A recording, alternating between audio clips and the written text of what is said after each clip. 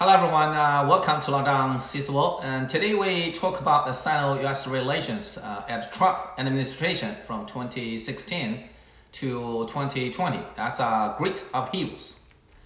In November 2016, Trump is a real estate billionaire, defeated former State Secretary Hillary and became 45th U.S. president. Being unexperienced in government job and his success in election greatly shocked the mainstream media. Trump advocated America first and make America great again. His style and recklessness dramatized the bi-party clashes and also with upheavals in Sino-U.S. relations. In December 2016, Taiwan leader Tsai Ing-wen made a phone call to Trump, hoping more mutual cooperation, further American support to Taiwan's engagement in world affairs. Trump called Tsai as a Taiwan president. In his Twitter, he said the United States should not restrain itself on one China policy. The Chinese government strongly protested and urged the American new leaders to have a proper recognition on Taiwan issue and to avoid detriment to Sino-U.S. relations. Later, and in 2018, America verified the Taiwan Travel Act that permitted top officials exchange visit from both government and military. The THAAD missile defense system. In March 2017, America deployed a THAAD missile defense system in South Korea. This system covers a range of 200 kilometers interception altitude. That's 40 to 150 kilometers. That targets ballistic missiles of 8 times sound speed. It also equips with radar of X-wave. Its detection range up to 2,000 kilometers, totally surpassed South Korea the need for self-defense. South Korea and also said it would share its radar information with Japan. The deployment of a THAAD system at the threshold of China and Russia was a new security threat conceived to them. The visit and dialogue. In April 2017, Chinese leader Xi Jinping visited America and had a meeting with Trump at his Mar-a-Lago estate, hoping promotion of Sino-U.S. new type of major country relations. In November 2017, Trump visited Beijing and signed many cooperation agreements, worth of $253.5 billion. At that time, Sino-U.S. trade and economic relations were regarded promising, a cornerstone for mutual relations, steady and lasting. Yet soon after Trump's visiting back, the situation between China and America immediately intensified.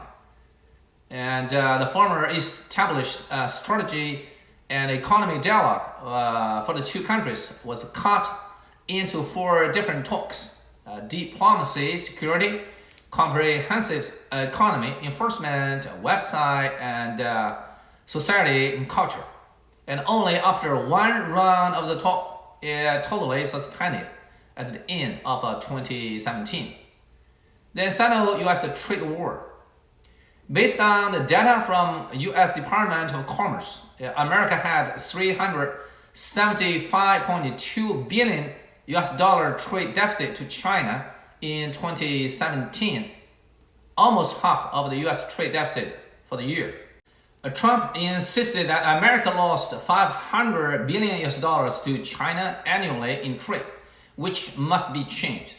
Since April 2017, Trump approved an investigation on whether the steel and aluminum imported from China and other countries hurt U.S. national security, and the Trump administration believed that China had waged economic aggression to America and challenged U.S. influences, values, and wealth.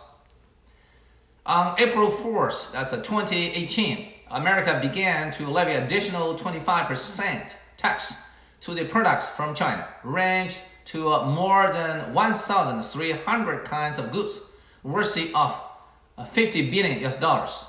At the same day, China did the same to American products of same value, about 106 kinds in 14 categories.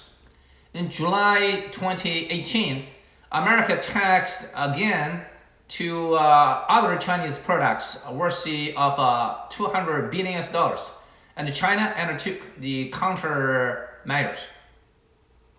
5G and Huawei. In February 2018, the U.S. Information Agency believed that China's 5G communication and Huawei smartphone made a serious threat to American security. And due to differences in value orientation, U.S. telecommunication market couldn't be open to China.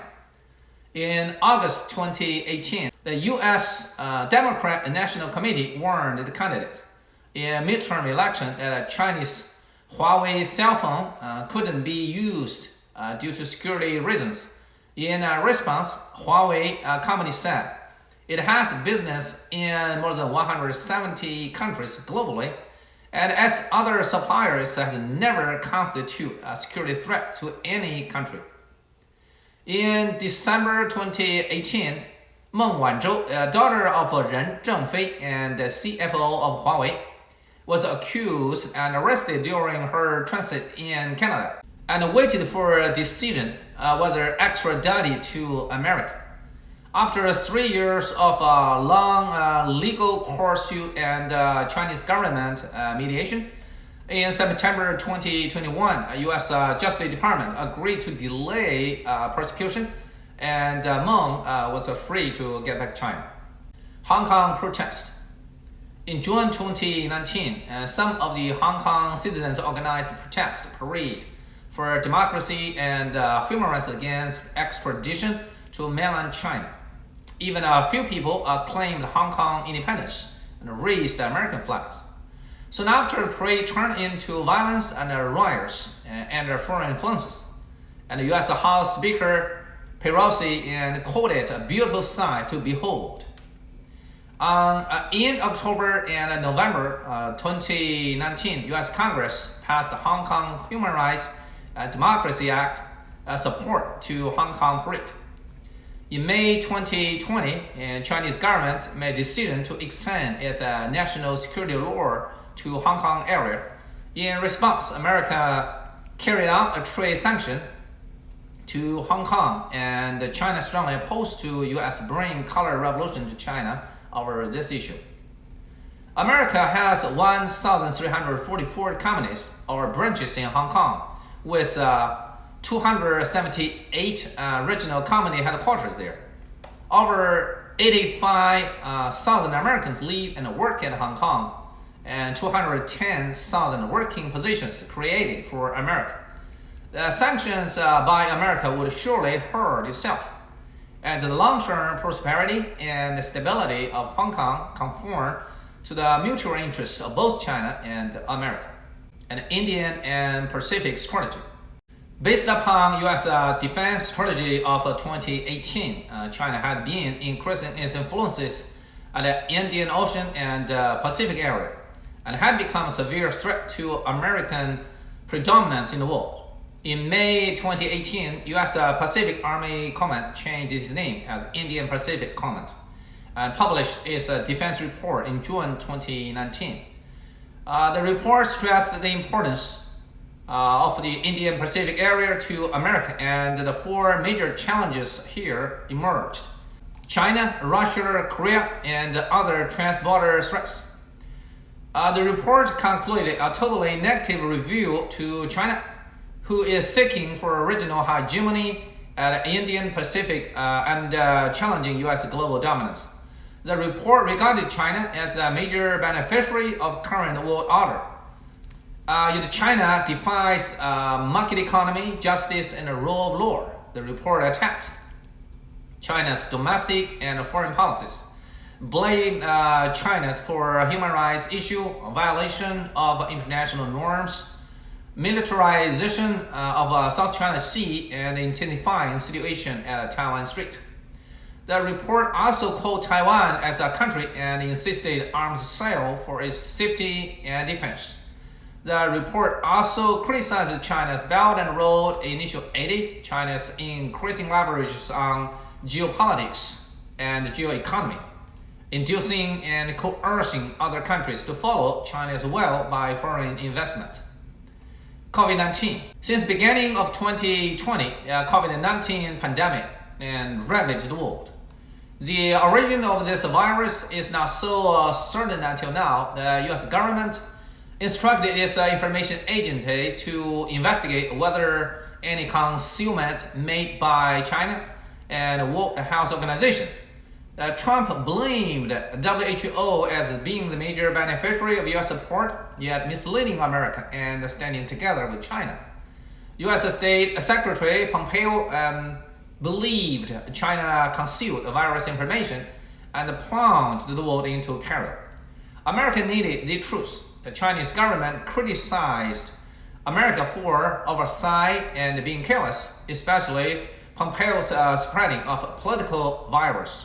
From trade war to the pandemic, Sino-U.S. relations worsened and intensified with more discourse followed.